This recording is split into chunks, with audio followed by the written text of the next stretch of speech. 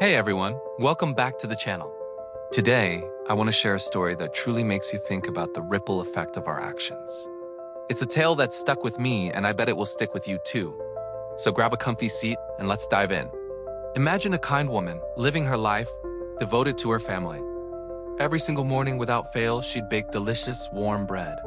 The aroma alone must have been heavenly. But here's the beautiful part. She didn't just bake enough for her family. No, she always made one extra loaf. This wasn't just any loaf. It was a gift, a beacon of hope for whoever might be hungry enough to pass by her window. Think about that simple, consistent act of generosity, day after day. And sure enough, almost like clockwork, an old man would appear. He had a hunchback, and his steps were slow, but he was always there. He'd reach out, take that extra loaf, and then, well, here's where it gets interesting. He never said thank you. Not a single word of gratitude. Instead, every single time, he would murmur these cryptic words, "And the good you do will come back to you." Now picture yourself in the woman's shoes. At first, you might find it a bit odd, maybe even quaint. But imagine this happening day after day, week after week. That lack of a simple thank you combined with the strange, repetitive phrase started to grate on her. She'd mutter to herself, "Ungrateful old man. He doesn't even thank me, and what does that nonsense even mean?" It's easy to see how kindness, even when given freely, can start to feel unappreciated when there's no acknowledgement. One morning, something shifted. The frustration, the unanswered questions, the perceived ingratitude, it all bubbled up. As she kneaded the dough, preparing that extra loaf, dark, angry thoughts began to fill her mind. She whispered almost to herself, "I'll make him disappear once and for all."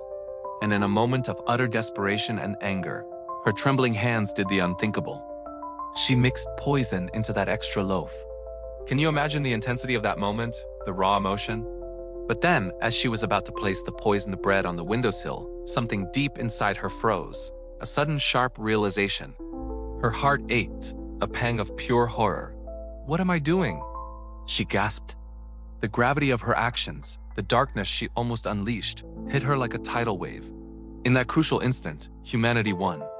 She threw the poisoned bread into the roaring fire, watching it burn away, and quickly replaced it with a clean, wholesome loaf instead.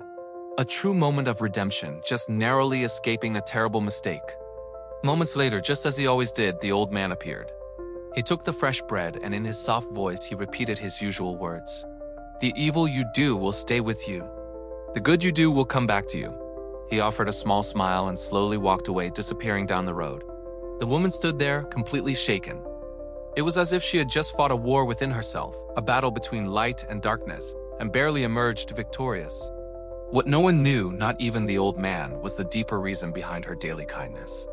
Each morning, as she placed that extra loaf on the window, she whispered a silent prayer for her son. He had left home months ago, seeking his own path, but hadn't sent a single word back since. Her heart ached for him, and every day she prayed that wherever he was, he'd be safe, and that he would come home soon. It was a mother's silent plea, poured into every loaf. Then, that very evening, something incredible happened. There was a knock on her door. Slowly, hesitantly, she opened it. And there, standing before her, was her son. Thin, weak, his clothes torn and dusty from his journey. She gasped, tears instantly welling up in her eyes. "Mother," he said, his voice trembling with exhaustion and emotion. "It's a miracle I made it home. I was starving on the road, miles away, completely lost, and truly thought I would die." He continued, his eyes wide with disbelief. "But then, an old hunchback passed by. I begged him for food, just a crumb, anything, and he didn't just give me a little something. He gave me a whole loaf of bread and some water. He looked at me and said, 'This bread saves me every day. But today, it might just save you.'" The woman's knees nearly buckled. She leaned against the doorframe, her heart pounding in her chest, a mix of relief, horror, and profound understanding washing over her. If she hadn't thrown that poisoned bread into the fire, her own son would have eaten it. The thought was unbearable. In that exact moment, the old man's words echoed in her mind, clearer and more powerful than ever before. "And the good you do will come back to you." What an incredible story, right? It really drives home the point that our actions, big or small, always have a way of finding their way back to us.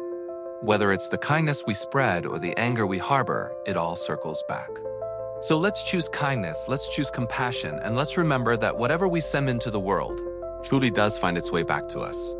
Thanks so much for watching and listening to this story. If it resonated with you, please give this video a thumbs up, subscribe to the channel for more content that makes you think, and hit that notification bell so you don't miss our next upload.